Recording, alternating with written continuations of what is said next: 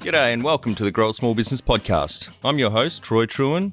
Each week, we speak with an owner who has grown a business with 5 to 30 team members to something bigger. Diving into their numbers and unearthing the pain they've experienced, we explore what they did to overcome each barrier and what they would do differently from day one. Let's get into it. Welcome everyone. Today I'm interviewing Andrew Miller from Growth Experts based in San Francisco, United States of America. Thanks for your time today, Andrew. Thank you, Troy. Super excited to be here. Let's go. Let's start with how we know each other. Ross on your team reached out, thought you'd be a great guest for us. Yes, so I'm a fan of your podcast. I basically only listen to small business and startup podcasts. And I said, hey, Ross, go get me on this guy's podcast. And he did his job. Thanks, Ross. And we've got the same haircut as well. Maybe give a shout out to your podcast. We were just talking before we hit record, who you have on your podcast, what its focus is and the name of it. Yeah, so it's called Funded Now What? It's the only podcast where you can listen to recently funded founders who've raised at least $1 million. We prod them for fundraising advice, how they got the money, and then I give them free advice on what to do with their money from a marketing perspective. Yeah, very smart, because I've found a lot of small business owners can't spell marketing and they go and raise money and then piss it up against the wall. So it's really good to help them, guide them into what's effective at the moment in marketing, which obviously we're going to get into today. Tell our audience a bit about your business, what it does and how it makes money. Yeah, so I have been an early stage startup marketer for almost 20 years. The first 10 years, I was head of marketing of various tech startups. Then I moved to Silicon Valley. I was lucky enough to drive 3 startup exits, from 2 in Dubai and 1 in San Francisco. And then I started Growth Experts with a Z at the end, so growthexpertz.com. We are a tech startup marketing agency. We do dabble in helping other kinds of companies. I mean, we've worked with political campaigns and some other random things, but the majority of the focus is helping early stage startup founders, whether recently funded or still bootstrapped and self-funded.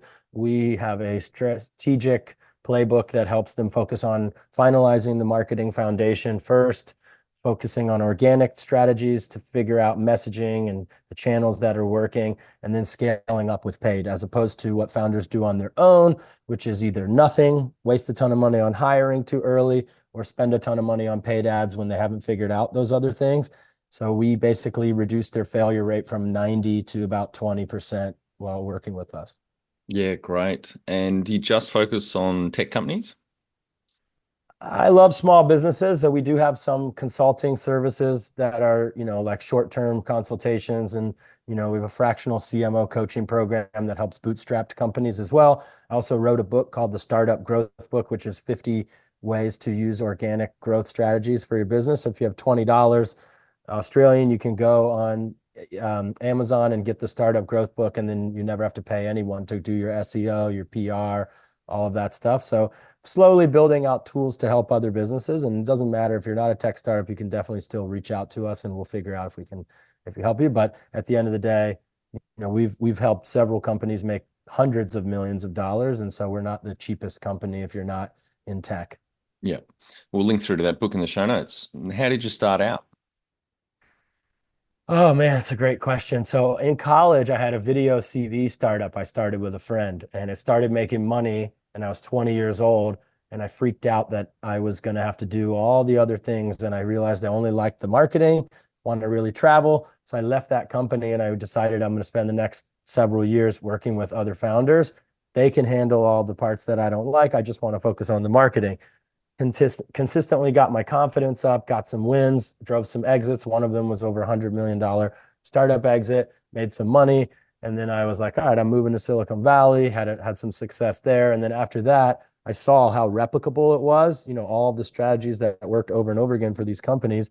And when you're at an early stage company as a full-time employee, you wear a lot of hats. You're doing a little bit of everything. So I personally became an expert at PR, SEO, social media, paid advertising, and everything in between. So then we realized that, startups and small businesses really need everything. They can't just go and use an agency for one type of marketing and then another agency.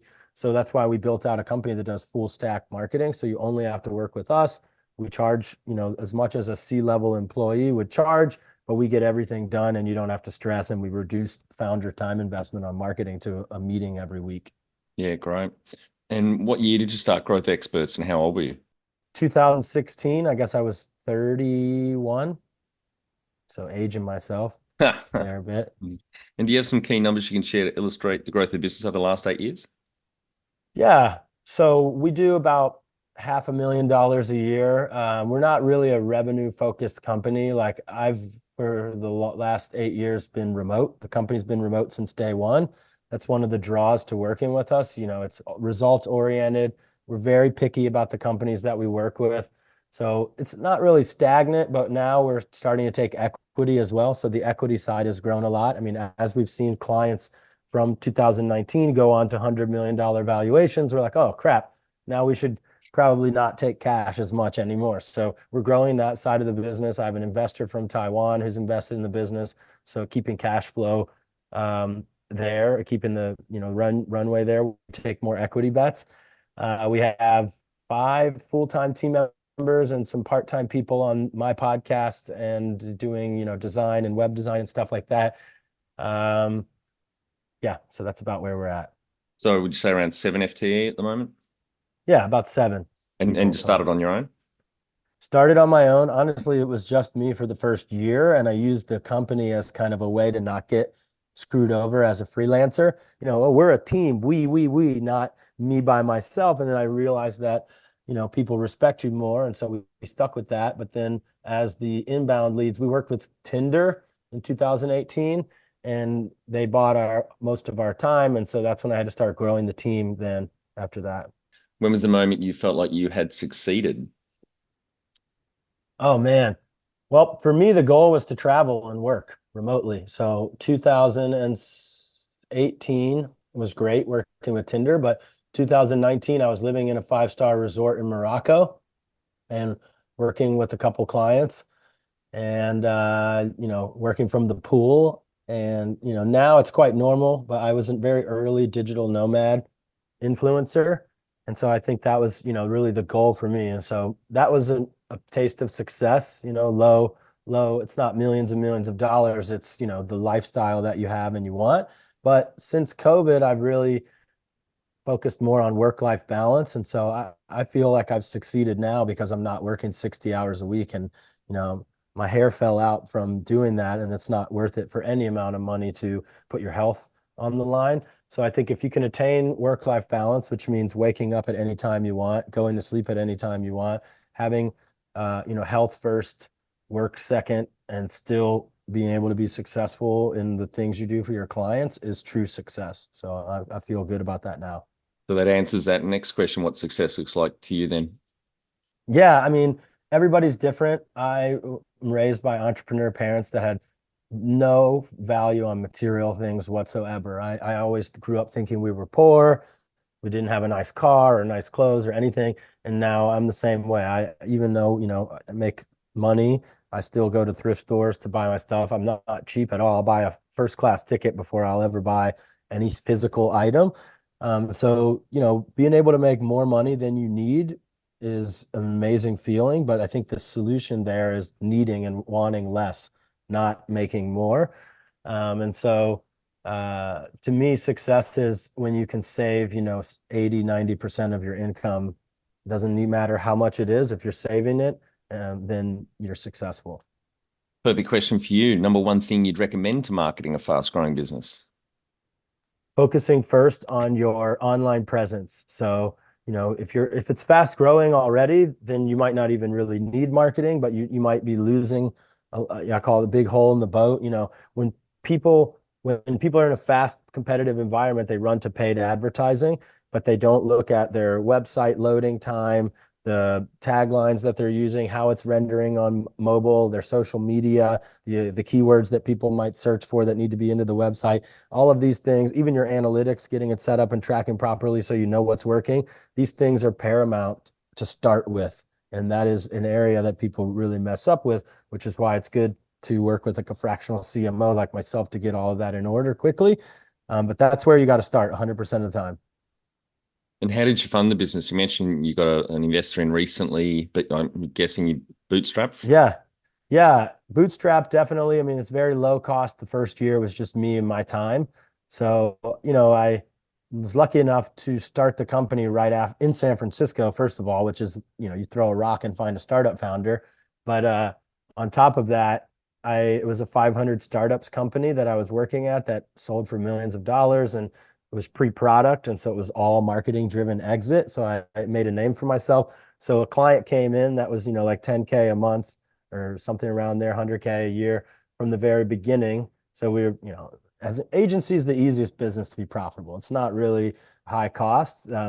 Growing a team and adding full-time people is what took the investor really, because it's nerve-wracking, working with startups. It's not a great niche. I do it out of passion and love more than focusing on revenue, because they fail at a higher rate and they're generally cost conscious in the early days, which is two things you don't want from a client base. But so with that, you need an investor to keep everything stable, even though, we're very selective now, thankfully. And we make sure we're working with companies that have, at least a year of runway and are committed to investing long term in marketing. If you were to start up today with plenty of funding, would you go into your industry?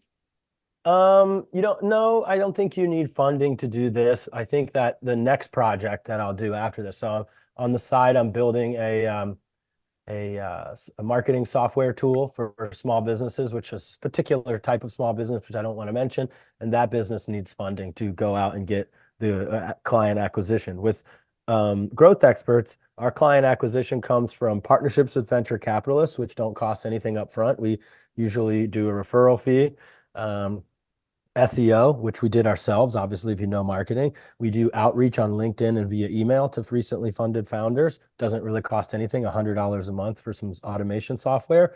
And so we don't really need any money. We have dabbled and we are running ads, but we get nothing out of it but brand exposure for, thousands of dollars a month, because the outbound doesn't work as well as inbound. If you're there when people need you, then it's really good for us. But so no need for funding for this business.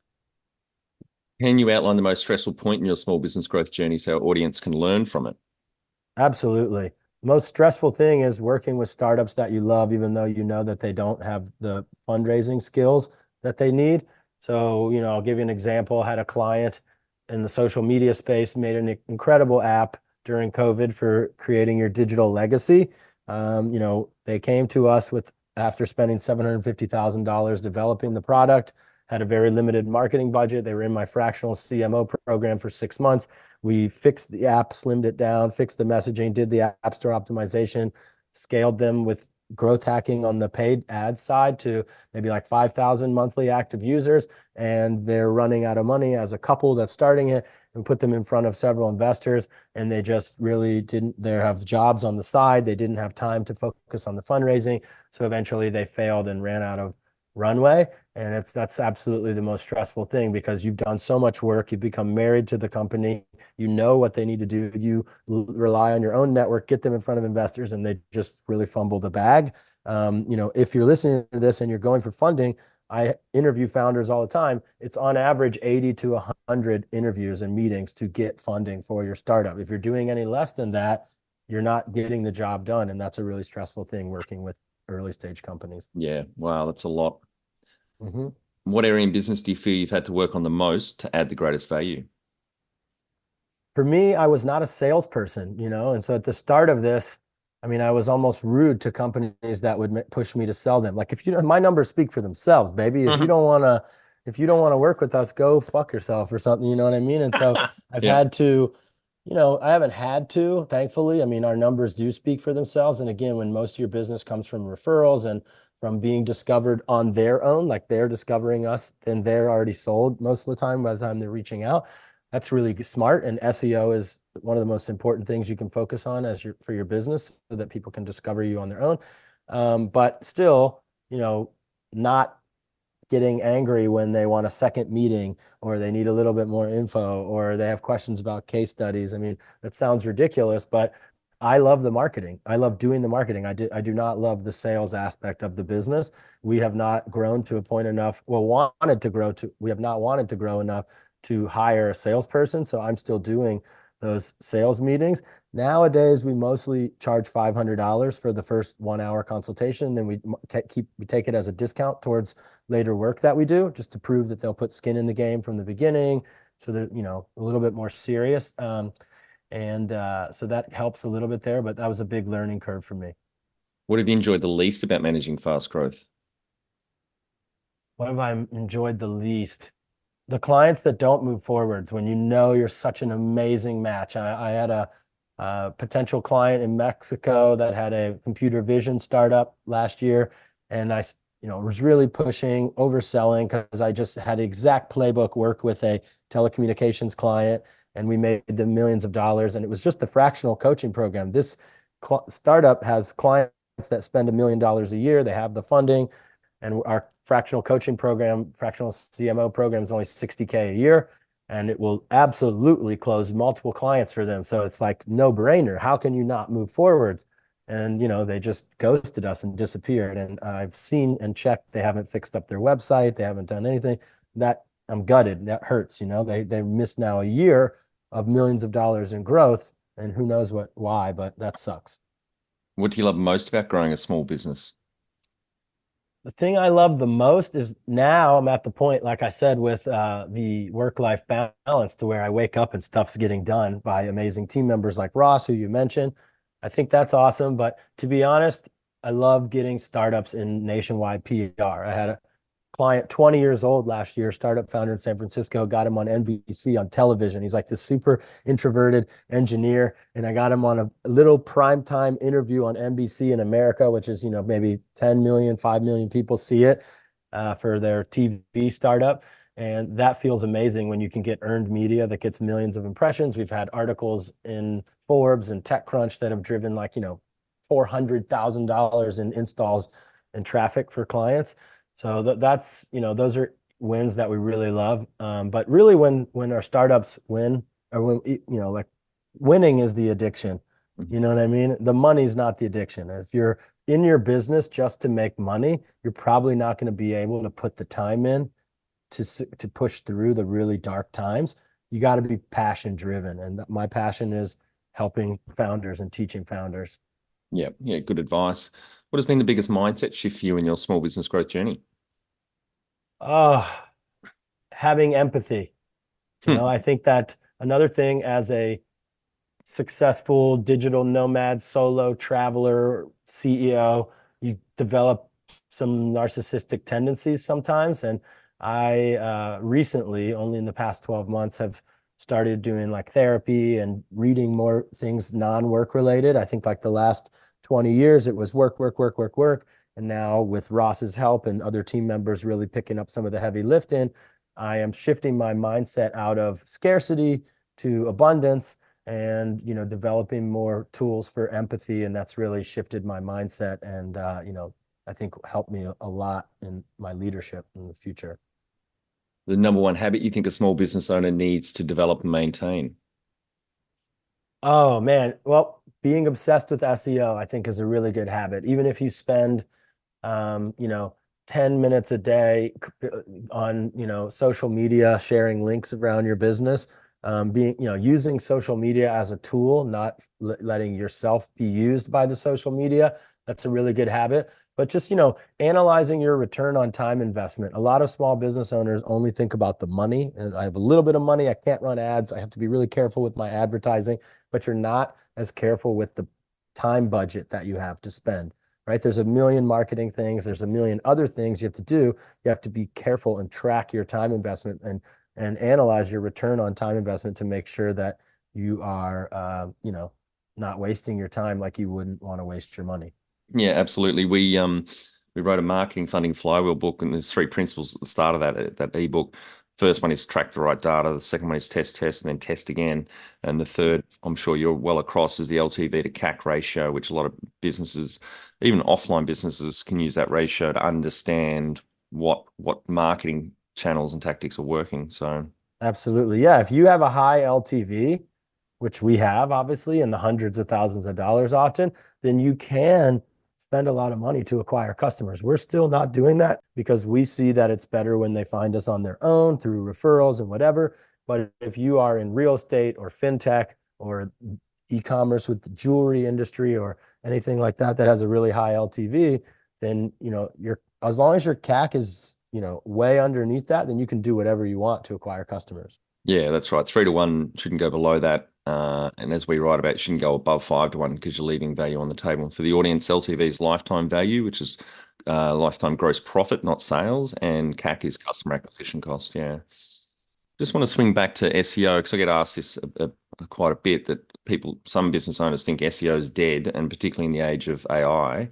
What's your take on SEO at the moment in mid 2024?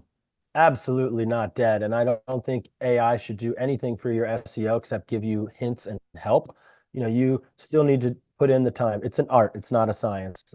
Actually, it's both. I say SEO is an art and a science. The technical things that you need to optimize on your website are a no-brainer. You need to Google and search all of those things. I mean, I have a whole chapter on my book called the Startup Growth Book that goes into SEO and puts it into layman terms. But the main thing is figuring out all the technical optimizations, the science part. Then the second part is the art part of it, which is the keyword density. And you need to do keyword research. Then you need to have a focus key phrase for the page. And when you increase that density, within 30 to 60 days, you're going to start seeing in your Google Search Console that you're getting free organic traffic. With growth experts, we don't spend any money at all on marketing, and we get inbound leads from coming up for startup marketing agencies in San Francisco and search terms around that. So that traffic is worth millions of dollars for us because each client can be a couple $100,000, but the key is that they're finding you when they're ready and when they're doing the research. So it generally across the board is the highest quality traffic you can get. It has the highest intent, and you can throw money at it with paid Google ads, SEM, but you're only getting about 25% of the search traffic, even if you've bought out all the keywords. So SEO is still extremely important. You can lean on OpenAI and other AI tools to give you a rough draft of the content. Hey, can you make this 10% keyword dense for this keyword? Hey, can you rewrite it with more keyword density like this?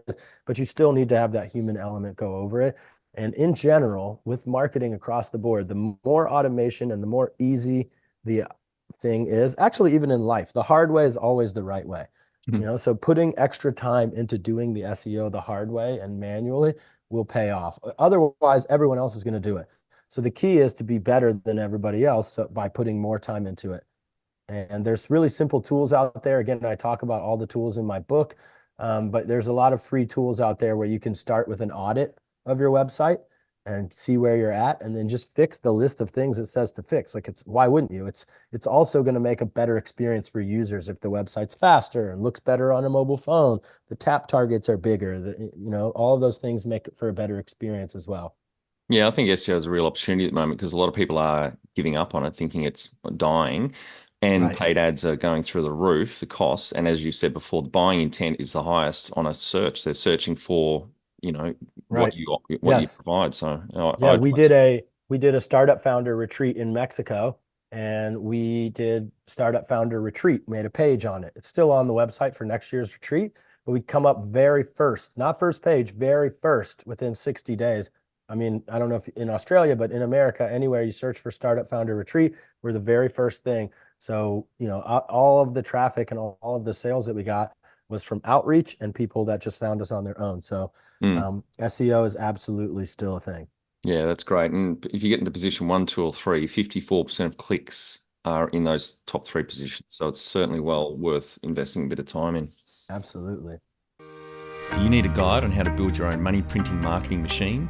Do you feel like marketing is a mysterious art, only cracked by a chosen few? Fear not, we get it. Mastering marketing can be like taming a dragon. Download a copy of the Marketing Funding Flywheel ebook, which has 41 pages packed with over 50 tools and tips for your business. Let's get into it. Head to growasmallbusiness.com. We have plenty of resources waiting for you in the footer of our website. Can you talk to how you've added people to the team, some wins, mistakes, and advice for those listening? So we're lucky enough we have a recruitment arm at the company. So I don't handle the hiring and stuff anymore. We have Nick, who is an ex-Amazon recruiter who joined the company about 6, 7 months ago. So he's got 20 years of experience and he handles a lot of the hiring. But in the past, I think the key is to fail fast at anything. So when you find that someone wasn't serious in the interview or truthful in the interview process, you just got to let them know. And I think one of the benefits from working remote is that you're not like Getting emotionally really attached. in, I mean, I'm still getting emotionally attached to the guy that I am, but we try to make our mistakes very quickly, and that helps the person as well. And so doing that is good. When I'm interviewing people, like at the very end, I'm the last person to speak with them. I'm mostly asking them about their dreams and aspirations. What do you want to do long term? Because, with all marketing, the goal is to create value for the other person on the other side. If you can do that better than other companies, they're going to like you and they're going to work with you. And it's really the same from working with employees. Like our goal is not just get you to work for less money than if we had to outsource it or anything. Our goal is to be the bridge between you and your dreams. And if that means working with us for 5 years, great for us. But if you're going to go on and we want entrepreneurial people that are going to do things outside of the scope. If I'm saying do this, and you find another way that's going to help the company and you do it on your own, that's the kind of person I want to work with. So the key to finding that, in my opinion, is finding somebody that this job for the next few years is going to help them achieve their long-term goals. I'm going to put time into them. I always do, making sure that I'm training people. We get a lot of fresh grads and train them up because I've already recorded lots of the training materials. Our fractional CMO program, the way we help small businesses for less money is we connect a student to the company, and then I'm a fractional CMO, so there's execution involved. So we get a lot of young students and that grow into the company. I mean, Ross himself was an intern a year ago, and now he's, general manager of the company. So it's fast hiring, fast firing, fast raises, all of that. And so it's very results oriented too. I don't care if somebody's working at 9 a.m. I think that's petty. I care if it's getting done by Friday like it said it would be. And so Yeah. those are all things I think that lead to our success. What are some of the things you recommend to building a sustainable and kick-ass culture to help the growth? I'm not an expert there. I think, one of the downsides to working remotely is the culture is not all the way there. We have not done a team retreat yet. I've met up with Ross and Kelly on my team in different countries as I've been traveling. So we've all met individually, but there's still, and Nick actually also on the recruitment side at the retreat in Mexico. He lives in Mexico. So we've all met up at different times, but we're not at the financial point of being able to fly everybody out from around the world. So we're not, our culture is, like you said before this call, get shit done.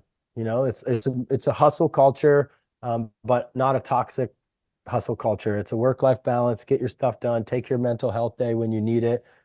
So I think, empathy is really good. Profit is not the first thing, at least for me. Like we're making money, we're all living the life that we want. Everybody's happy. God bless. That's the gift. We're not, pushing people past their limits in search of an extra dollar. So I think that's a healthy culture. There's a balance to everything, and we we expect autonomy and people to not try and take advantage of us, but you also got to be trusting and empathetic. And so I think that those are important things. And when you offer those things, people don't want to screw you over. People want to do you a solid. And, I think there's a lot of shitty, toxic managers and bosses out there. So it's a superpower just not being one of those people. And that's kind of what I focus on. But I had an intern 6 months ago who's now finished. She finished a 3-month internship and went on to a different company. Messaged me on Slack like, "Hey, you called me out on that call, and I didn't really appreciate it." And she was like brand new. It was like the first call, and I did a call with her, and I profusely apologized. And I was like, "Yo, I'm apologizing. I think that you got to be humble and learn from everyone. It's a very flat organization for me. I don't consider myself anyone's boss. I'm not bossing anyone around. We're all working towards the same goal, and I don't want to be a dick to anybody. And so, I take feedback very seriously, and I'm open to it and humble, and I think that's really important too. Yeah, on shitty and toxic bosses, it's just so true that there's a lot of bad managers out there. Businesses, particularly small business owners, don't invest in good training. There's not I haven't found much material out there that's comprehensive and on the money, but like something like 70% of people quit their manager. They don't quit their job. They quit the arsehole or incompetent manager that they work with. Sometimes they haven't been trained, so it's not necessarily their fault, but 70% of people. That's phenomenal. Yeah. We are lucky enough we don't have like managers really. Like, even Ross is working with team members, but I'm still speaking with them every week myself. And so I think that flat hierarchical system is really good for a small team that's, and I felt that when I was a young student. I always tell people, I never worked for anyone. I always worked with founders, even when I was an employee. Okay, you might be paying me W-2, but we want the same thing. You don't ever have to tell me, like, Andrew, go do this. I'm already on it and doing it because I want to win. You might have good ideas that I haven't thought of, and we're just working together. And that's really important for me. Tell our audience how you've handled balance. Like, well, so I didn't handle it that well for the first few years of the company. And I think that my relationships faltered because I was too focused on money and business, and I put off other things like, honey, of course I'll handle you know, my stomach ache. I know I'm sick, but I got to get to this meeting. And, I just deprioritized a lot of stuff for a really long time. And now that I'm investing in more team members, I have that time to do those things. And I think that also COVID changed the game for a lot of entrepreneurs. There, especially in San Francisco, it was hustle, hustle, grind, grind. And now everyone's comfortable taking mental health days, talking about going to therapy, having that work-life balance, shutting the laptop. I'm sorry, I'll get back to that Slack message tomorrow. Slack actually, as a company, does not allow employees on nights and weekends to respond to messages because it's you have enough connectivity through the work time. And if you're working remotely and you're results oriented, you're going to lose your job if stuff's not getting done. So you really don't need to push any harder than that. So I think I push people to get out to nature every weekend and even every evening if you can. And that helps with a lot of balance. I don't do any Netflix. I don't do any games. I don't really do anything on the computer or screen that isn't related to work because I'm still on the screen like 60 hours a week. Hopefully it's dying down a little bit now. I haven't been tracking it. So I think, if I had a sedentary personal life on top of the work life, it would just be unhealthy to the max. So you got to have balance. If you're working on the computer and your phone all the time, you cannot have a personal life that's also on the phone and computer. That's just, you're going way too far. You should not have screens in front of your face a few hours before bed. And I found that, that really helps sleep. So those things, good sleep, getting out into nature, exercise as much as possible. I work it into the day, usually at 8 a.m. every day before work meetings start at 10 for me. So while I'm in the gym, I'm responding to Ross and other team members and answering emails and messages, getting that out of the way. Then it's calls from, 10 to 3 p.m. With an hour of lunch break or so. I mean, I'm not really tracking my own time as much anymore. And then it's, by sunset, being out in nature as much as possible. And how much professional development have you invested in yourself? Sounds like you've done a bit of reading. I definitely read a lot. A little bit of coaching. I'm not there yet too much. Again, I'm not really trying to get to millions in revenue. We really like taking equity in our startups now. And when those start to pay off, maybe we'll do more coaching and stuff. But I'm absolutely focused right now on personal development over professional. So I've never really read about developing patience and empathy and attachment styles and relationships and doing psychotherapy and hypnotherapy. And so I'm doing a lot of those things that I think will also have pay dividends for my professional life. But on the professional side, it's mostly been books, networking, being in some group coaching programs, having mentors, people that are further ahead than you, spending time with people. I did live during COVID in Puerto Vallarta, Mexico for a long time, and it's full of retirees that have already succeeded and sold their businesses. And, I think there's something to be said with hanging out with older men and women that have already achieved the things and can cut through the BS and be like, no, you don't need that. Because we think when we're living, oh, AI is disrupting this time is so different. They've seen all that stuff with different advancements. And, they can help you really make sense of things that seem like the end of the world is coming. Yep. That answers the next question. Mentors and coaches, that's great. Do you have a board of directors or advisors? No, I do not. No. All right, Andrew, one of our final five questions. What do you think is the hardest thing in growing a small business? staying afloat and not giving up. Persistence is the hardest thing. I mean, I think people skip some steps. The key should be launching with an MVP, pushing it out there, figuring out what people like, and then building from there. And that should keep you lean enough. But a lot of people go and, especially if you're in brick and mortar, spend a ton of money and time on developing everything before you even see if, people really like what you said. You got to get a good net promoter score from the early customers to really figure out if you've got product market fit and, not move too fast. I think you got to have patience and perseverance if you're really going to stick to it. Favorite business book which has helped you the most? Emotional Intelligence by Dan Gilman, I think is his last name. So, just again, when you're called an expert all the time, I think it's subconsciously very easy to develop some arrogance. And so for me, realizing other people, starting to chess move more and feel other people's motivations and their point of view is really powerful. So that book helped a lot. Any great podcasts or online learning tools you use for your own professional development? I have definitely watched some courses on Udemy. I watch lots of free content on YouTube. I do a lot of audiobooks and podcasts. Not as much as my partner does. She's like constantly listening to podcasts. I do only a limited, one or two a week, but that's about it. One tool you'd recommend to help grow a small business? Like we talked about SEO, I said go do a free audit. Look at the tool SE Optimer, SEOPTIMER.com.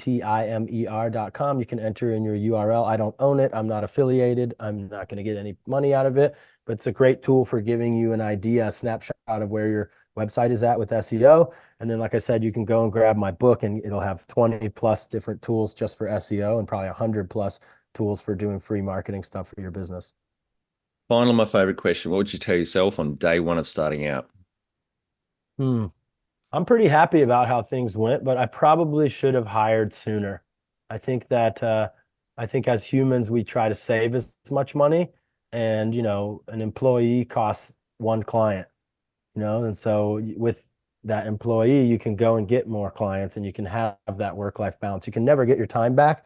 And for several years, I only did this. And yes, I was traveling. So when I closed the laptop, I would be in Barcelona or Johannesburg or Chiang Mai, Thailand, or Puerto Vallarta, Mexico, or wherever. That's really great. But I think that I optimized for work and money for too long, and it took a toll on me health-wise and relationship-wise. Yep, been there, done that. Got the t-shirt and coffee cup. Well, thanks so much for your time today, Andrew. Really enjoyed our chat, and congratulations on the growth over the last 8 years and now building out the team and helping a lot of great startups out there with their marketing and much needed service. So I really appreciate Thank you your time. so much, Troy. I really appreciate it. Thank you for your time. This is fun. And for our audience, we would greatly appreciate a review in iTunes or whatever platform you listen to us on. More reviews means we bubble up higher in iTunes, etc. So more business owners looking for podcast help with their growth will find us.